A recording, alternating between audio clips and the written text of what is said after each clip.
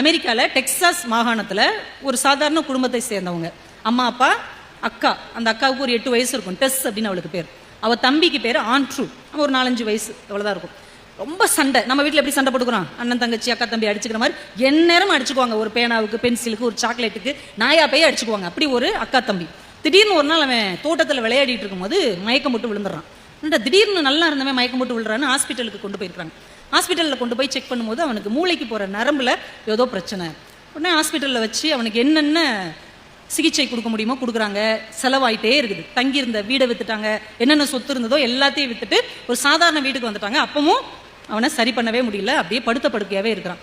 இனிமே உங்களால் இதை பார்க்க முடியாது, எந்த அளவுக்கு நீங்கள் வீட்டில் வச்சு பார்க்க முடியுமோ பார்த்துக்கோங்கன்னு திருப்பி கொடுத்துட்டாங்க. அந்த பையன் வீட்டில் படுத்த படுக்கையாகவே இருக்கான். 4 வயசு தம்பி.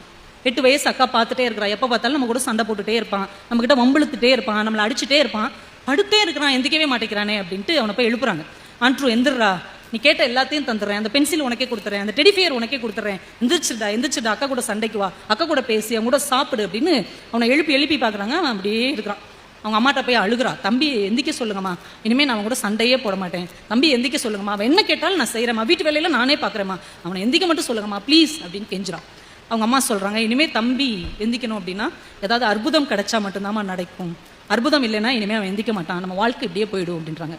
அவளால் அதை தாங்கிக்கவே முடியல. அற்புதம்னா என்னன்னு தெரிஞ்சுக்கிற வயசும் இல்லை. உடனே வீட்டுக்குள்ளே ஓடி போய் அவள் காசு சேர்த்து வைப்பா இல்லையா, விக்கி உண்டியல், அந்த உண்டியல் எடுத்துட்டு ஒரு மெடிக்கல் ஷாப்புக்கு போகிறான். அந்த ஊரில் இருக்கிற பெரிய மெடிக்கல் ஷாப்புக்குள்ள போய் அங்கே அதை வச்சுட்டு, இதை எடுத்துக்கிட்டு எனக்கு அற்புதம் கொடுங்க, இதை எடுத்துக்கிட்டு எனக்கு அற்புதம் கொடுங்க, அப்போ தான் என் தம்பி பிழைப்பான், அற்புதம் இருந்தால் தான் என் தம்பியால் உயிர் பழிச்சு எந்திக்க முடியும், எங்கள் அம்மா சொல்லிட்டாங்க, இந்த காசை வச்சுக்கிட்டு அற்புதம் கொடுங்க. அது கடைக்காரருக்கு ஒன்றுமே புரியல. என்னம்மா சொல்கிற, நீ சொல்கிற அற்புதம்லாம் இங்கே கிடைக்காதுன்னு ஒரே வாக்குவாதம் நடந்துட்டு இருக்குது. அந்த மெடிக்கல் ஸ்டோருக்கு உள்ளே இருந்து ஒருத்தர் வெளியில் வர்றார்.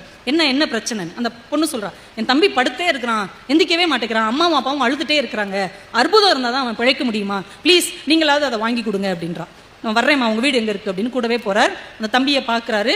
உடனே ஹாஸ்பிட்டலுக்கு கொண்டு போயிடறாங்க. அந்த டெக்சாஸ் மாகாணத்தில் மிகப்பெரிய ஹாஸ்பிட்டலில் அவனை கொண்டு போய் வச்சு அவனுக்கு ஆப்ரேஷன்லாம் பண்ணுறாங்க. பண்ணி அவன் பழிச்சிடறான். இப்போ அவங்க அம்மாவும் அப்பாவும் கையை பிசைஞ்சிட்டு நிற்கிறாங்க. இவ்வளோ பெரிய ஹாஸ்பிட்டலில் இவ்வளோ பெரிய ஆப்ரேஷன் நடந்திருக்கு, எவ்வளோ பணம் கேட்பாங்களோ தெரியலையே அப்படின்னு நிற்கும் போது இவர் சிரிச்சுக்கிட்டே சொல்கிறார், கவலைப்படாதீங்க, இந்த அற்புதத்தின் விலை உங்கள் பொண்ணு கொடுத்தால உண்டியல், அதில் எவ்வளோ பணம் இருக்கோ அதுதான் இந்த அற்புதத்தின் விலை.